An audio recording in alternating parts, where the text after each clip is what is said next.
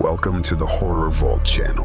We bring you the most unbelievable stories that will leave you wide-eyed wanting more.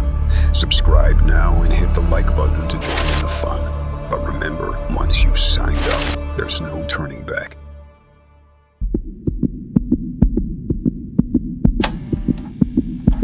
I don't have much time left. They're coming for me, and it's only a matter of time before they find me. I'm sitting here in this abandoned shack I found in the woods, using only the shafts of moonlight that are coming through the broken windows to write this. I know that this will be the last chance I have to warn everyone, to tell them to seek safety and hide. Hide. I never thought that I would ever think to use this word for myself. I can barely write this, my hands are shaking so badly that the blood from my fingers is staining the paper as I try to write. I'm sorry. I'm so sorry that it's come to this, that I've had to hide like some kind of animal. They're all dead. My friends. My comrades. Jess was the first to go. They got her as we were leaving the old mill in town. I don't know how they found out we were staying there, but they did. We were packing, taking as much as each of us could carry on our backs. We heard them breaking through the front doors of the mill, their booted footsteps echoing through the empty building as they ran, looking for us. We grabbed what we could and ran for the roof. But Jess had forgotten something. A locket or something. I told her to leave it. We'd come back for it later. But she couldn't leave it. Jess had once told me that the locket was a gift from another life, from a time she would never forget. A lover lost to the war. I wasn't surprised that she didn't want to leave it, but I still tried to beg her to come with us, that it wasn't worth it. The others tried to tell her too, but they were the ones who told me to leave her. They were the ones who told me we had to run.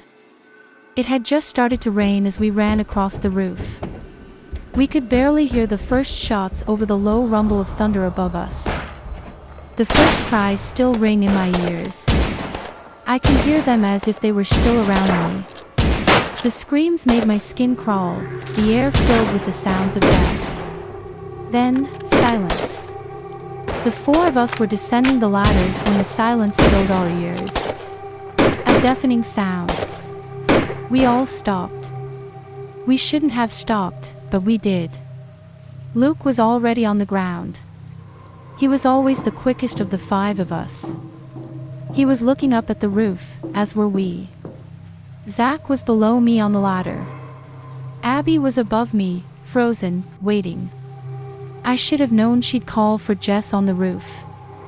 She should never have called for her. We might have got away if she hadn't. It was only seconds after Abby called out that we saw the black figure look over the edge of the roof, and I know my eyes went wide, just like the others. This black menacing figure. I'd heard so many stories about black dogs being omens, or black cats, ravens and crows. But I had never felt so scared as I did right then, staring up at the faceless black figure staring back at us. It was Zach who finally broke the silence. He shouted for us to jump and run. We were still on the ladders halfway up the building, and as I looked down I remember seeing Luke shouting up at us. I couldn't hear what he was shouting. The gunfire was too loud around us. I didn't have a chance to jump. Zach grabbed my ankle and yanked hard, forcing me to release the rungs of the ladder. Abby had already jumped to the side of where she'd been and flung herself to the ground below. She'd always been the one to perform these leaps with such precision and beauty. She'd been a dancer once, a long time ago. She landed almost naturally, rolling a few meters before standing up and grabbing Luke, trying to pull him with her, telling him we'd catch up. I felt the floor before I saw it. My body bounced against the hard cement and I felt my knees and palms scrape against the rough surface. Zach was with me though, grabbing me and pulling me to my feet. Luke was around us, trying to get us to move. It all happened so fast.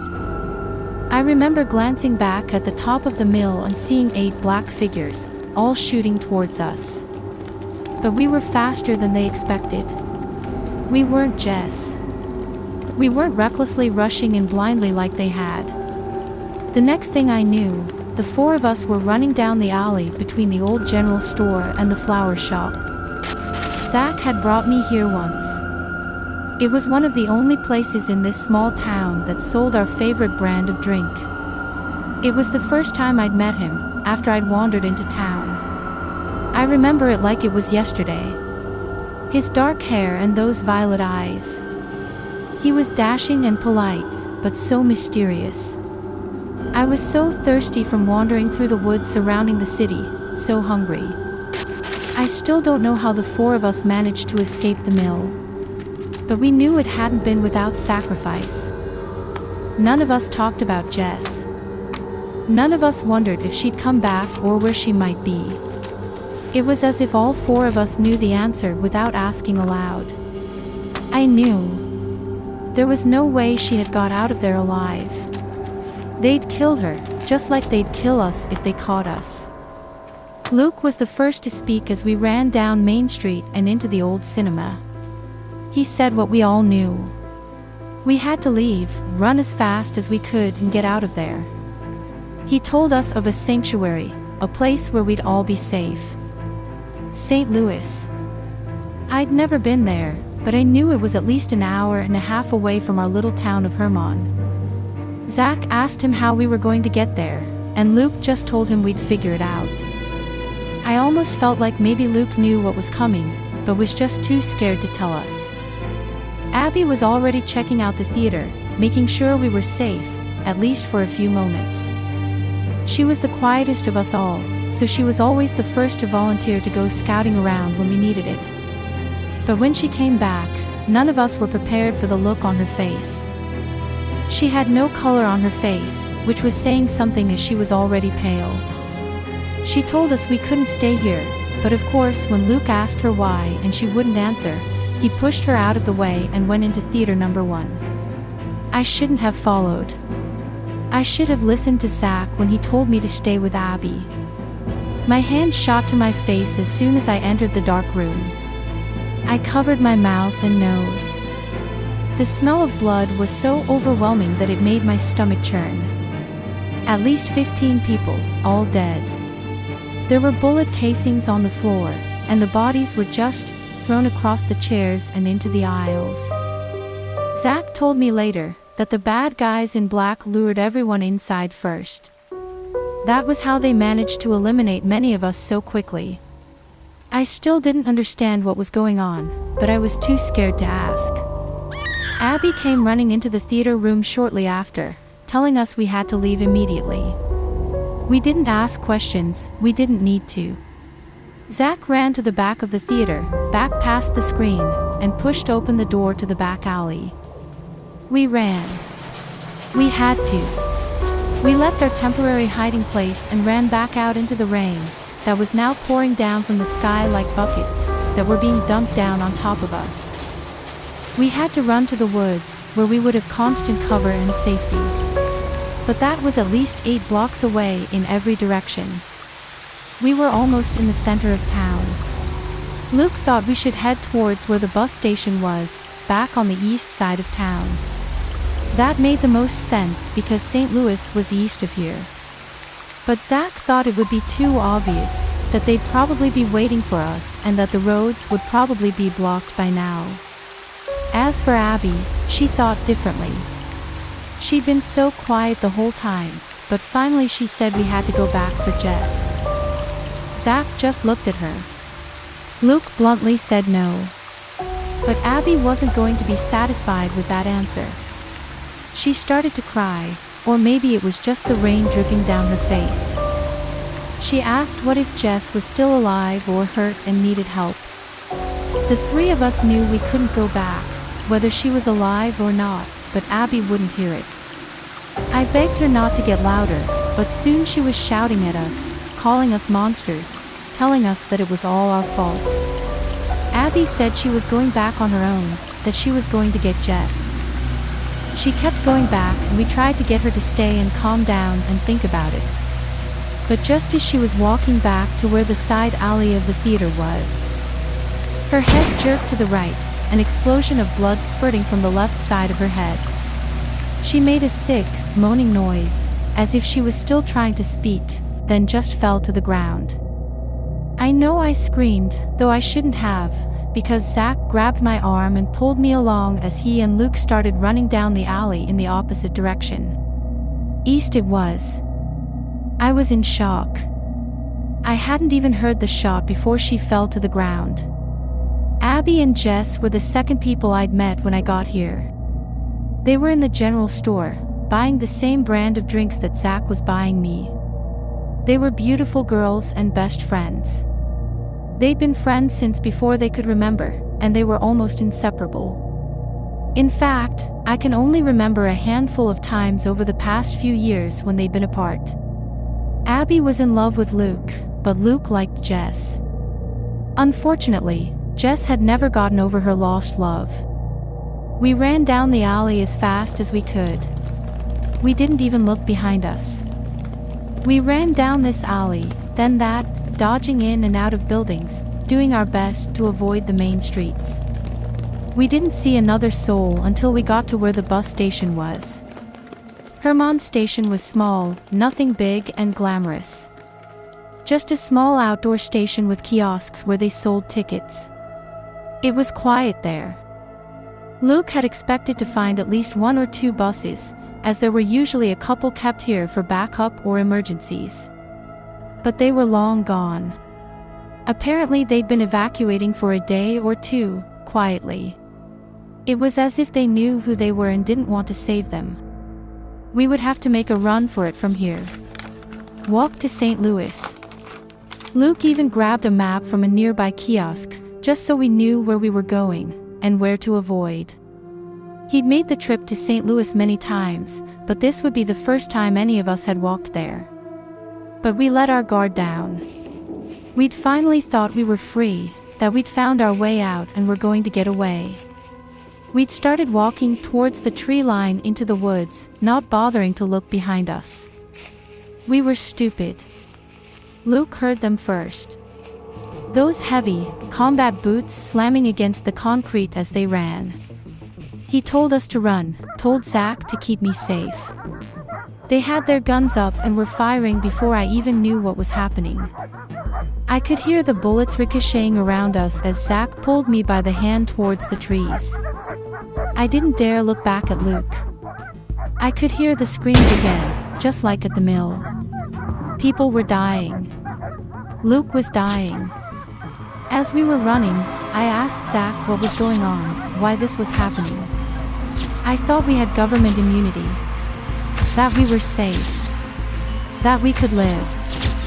Zach told me that the immunity was over, that the new president had thrown out the treaties and deemed us all a threat to the nation.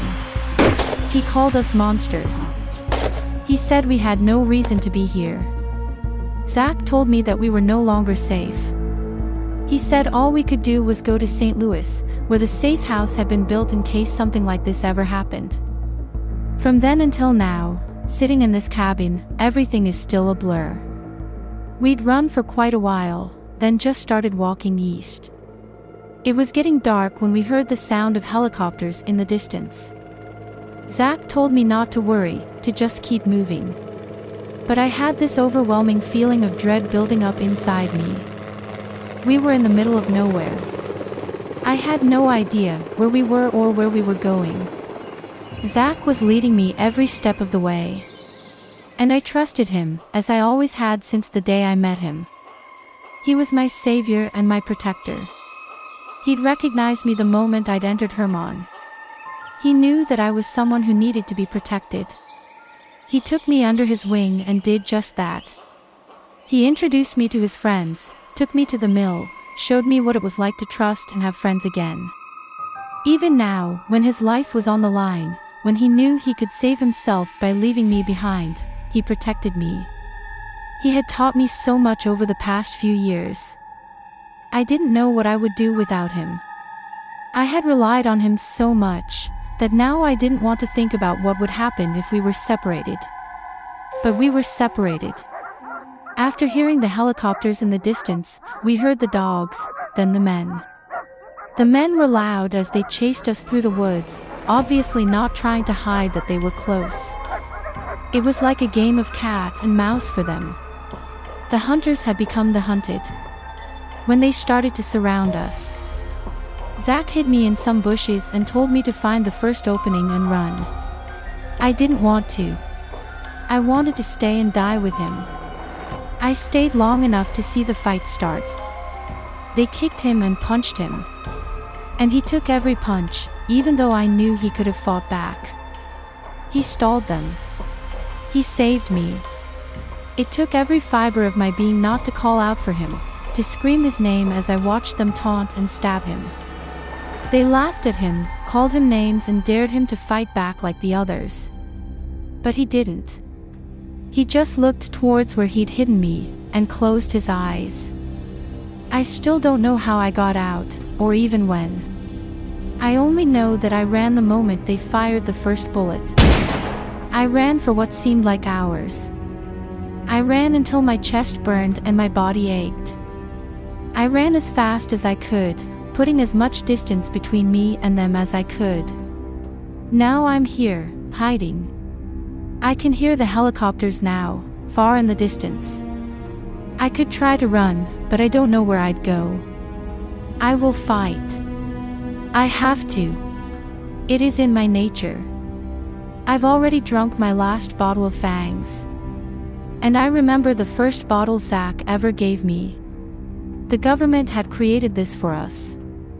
To satisfy our hunger so we didn't have to feed. So we could live with everyone else. We worked. We loved.